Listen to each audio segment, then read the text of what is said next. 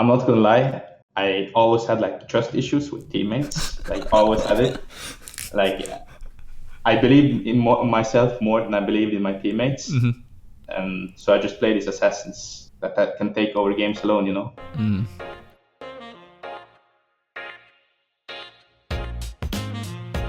Hey guys, Loco here with Leader from Misfits Academy. He recently won EU Masters, and a lot of people in EU and NA were curious about him, so I decided to do an interview. Leader, congratulations on your EU Masters win. Thank you very much. Thank you. So, how was it going into EU Masters? I didn't get to watch the whole tournament, but from hearing stories and what other people told me, you guys actually weren't the favorites going into the tournament.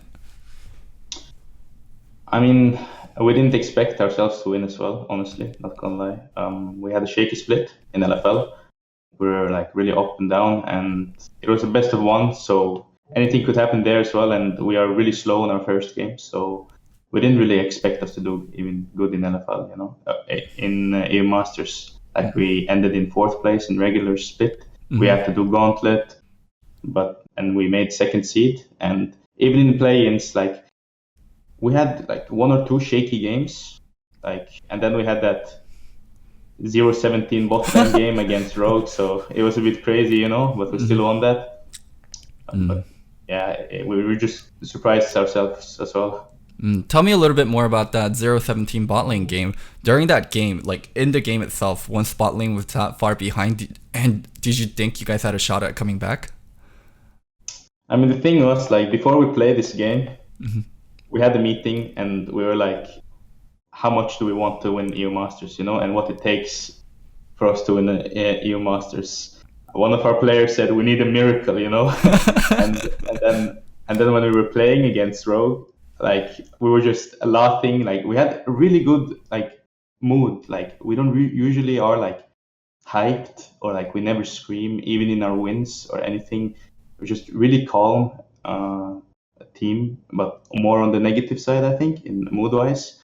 But when we were like talking about how we're gonna draft against Rogue, we were like, let's do something that is really crazy. And then we remembered the Griffin game and we went with Talia Pantheon and we said, all right, we're just gonna make it a fiesta from minute one, you know. Wait, they lost those games. I mean, yeah, they lost those games, but it's a flip, you know. We just said, yeah, let's flip it. Like, I think they're better than us macro-wise, and they're just better than us as a team, you know. And we were in a slump. I mean, we've been in a slump since the start. So yeah, like we just decided to do that. And I guess we were just laughing even when we died. Like every single death, we were just laughing our butts off. And I was like just chilling, and I see some failed bot pass, and I was like, oh, I guess maybe we won't win this game. You know, I didn't even have like trust until we won. Like I didn't think we like won. Even after we won, I was like, we actually won. You know, like how did we win this? Okay. So yeah. Going into playoffs, did you think you had a chance to win the whole tournament then? Going into playoffs, I mean, I think we started to believe in each other more. Like the mood got a lot better because we had some personality crashes and we didn't really trust in each other. But after that Rogue win, like we were so happy that we, I guess, automatically started to trust each other a bit more. And like actually, we were like, okay, we beat the favorites. Like, they're not even in the tournament anymore. Then they're like, there should be no problem to play.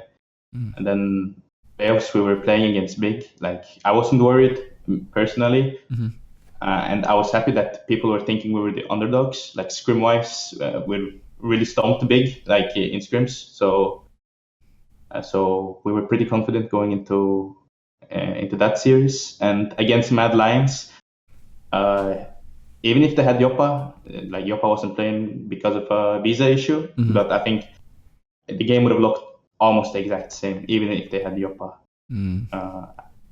Like this lane swaps really caught us off guard, but luckily for us, enemy ADC entered and walked out of the bush and fucked up a free kill, and that would have made it really hard. But yeah, we weren't really worried. And then even against SK, like we were really surprised, like when we all won against them. Like, in scrims, even they pulled out so much weird shit against us, especially against me because they know what I play, so they picked everything into my champion pool.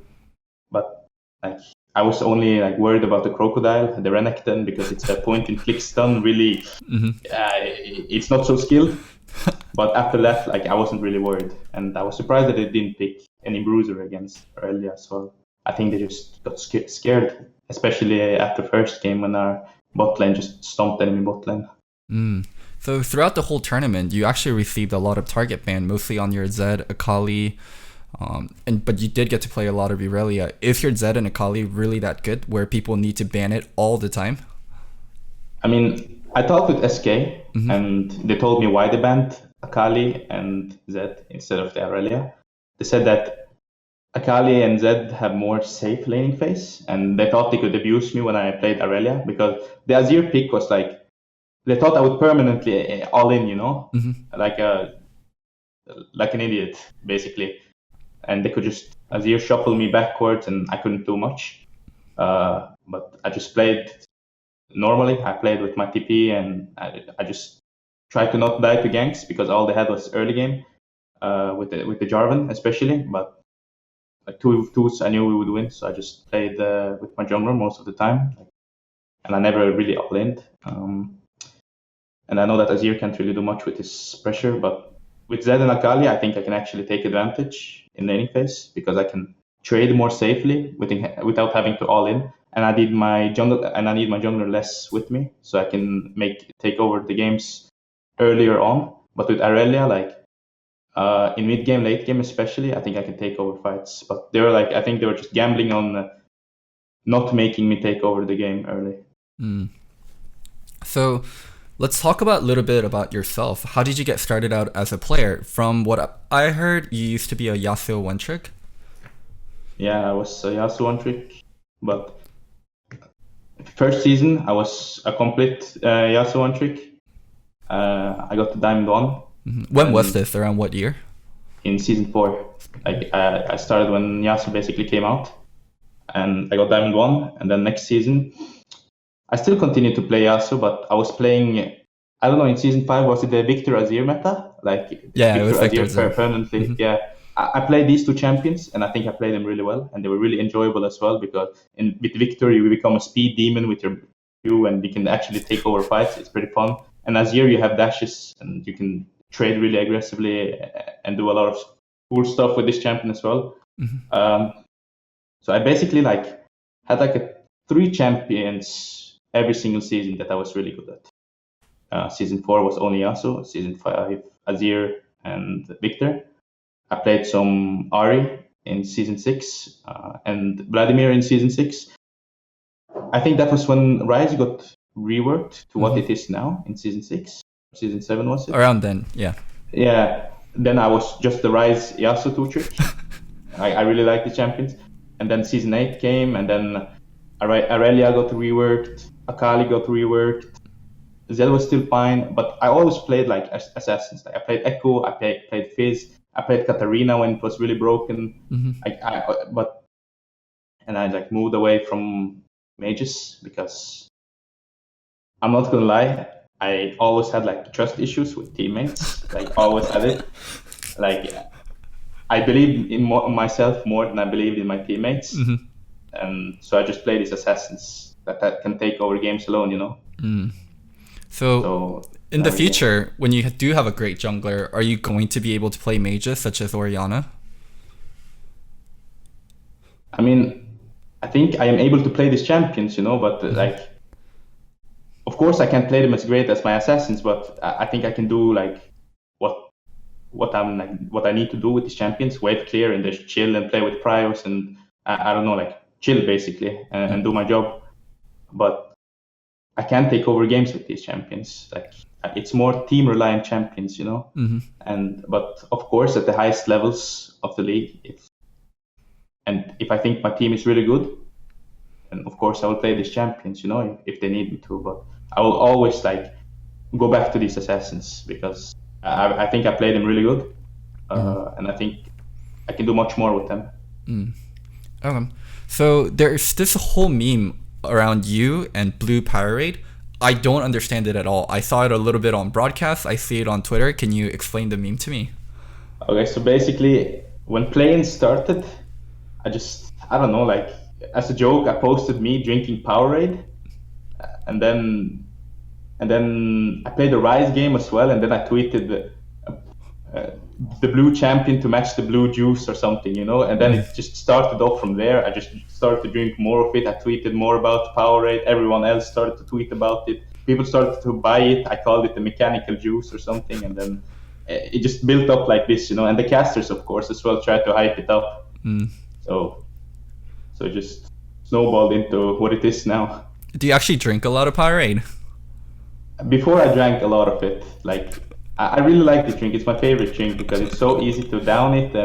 But then it was like 20 grams of sugar per bottle. So I was like, okay, maybe I should like calm it down with the blue Powerade thingy. So I only drank it on match days, like maybe like 1 bottle per 2 games or something.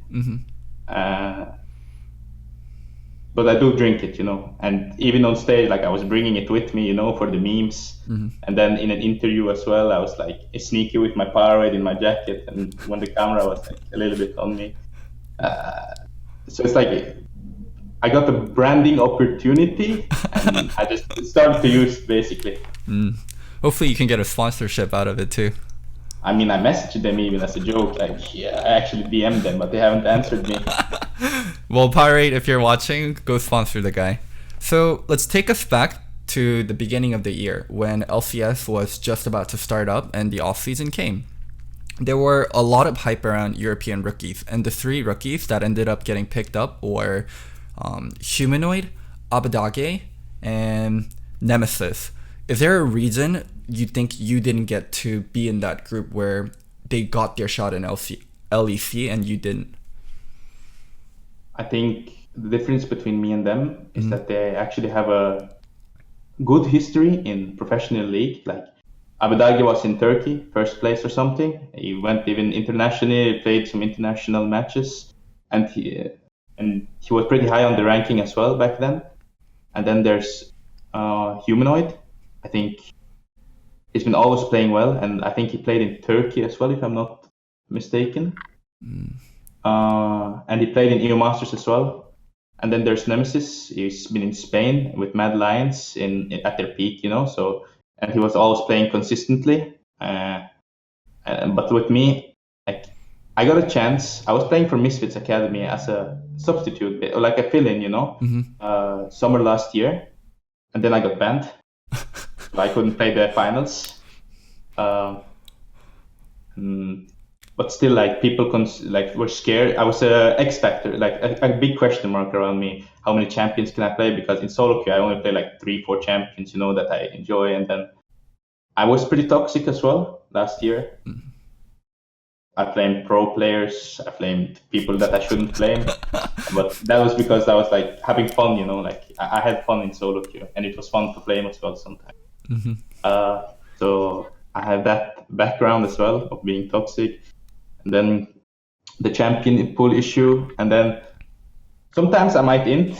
Like I had a 0-8 Yasuo game against SK, but that I was testing some limits. I just got all the int out in one game for the whole EU Masters. It's fine, but it was really crazy of people to like straight up label me as a coin flip player after that one game. Like I think all the other games I played either stable or I played well, decent. I don't think I had any bad games. Even in my talent game that I lost, like I don't think I could have done much. I had perma priority. I was perma trying to fog, but it didn't work out. We just didn't play well, and I lost. So it's fine, So I think that's why they got chosen instead of me because of their history. Straight up, do you think you're LEC, LCS ready at the moment? I think if Abadagi, Humanoid, and Nemesis are counted as LEC ready, then I think I am LEC ready as well. So on the other hand, let's say you ended up in LCS instead. There's a lot of talks about European imports that go to NA and struggle, and it's not even bad imports going to NA and struggling. It's top tier players like Sven or Mitty or even banned coming from Korea and struggling. Is that something you're afraid of, or is NA not even in your mind at all? I am really afraid of that. I'm not gonna lie. I think the solo queue is really bad. Like, I think it can actually like make you go really mental, and like you might get really demotivated because of that, and you might like just completely stop playing the game and just feel like you're forced to play scrims or something. Like maybe you like start to dislike to play the game, even you're not having fun anymore. Because you face one tricks, you face streamers that don't even have delay or map cover, and they don't seem like they care about to play the game, and like you can't be toxic as well. Like I think people that are really toxic are people that really want to win, and everyone is streaming, so you can't really be like even a little bit toxic, because that goes straight to your boss. Yeah. So no interest in NA? Not now, that's for sure. Not now. So thank you so much for doing the interview, Leader. Can I get some final words for your fans, Misfit Academy fans, the Blue Mechanical Juice fans? I mean, I hope Powerade sponsors me. Like, it was unasked, but I did a lot of sponsors for them. Like, and what else is there? What about for your personal fans? My personal fans? I don't know if I even have that many, but may you be blessed with mechanics. All right. Basically. Well, that's all. Thank you so much for doing the interview, and hopefully we see you in LEC stage soon. I hope so as well. Thank you as well.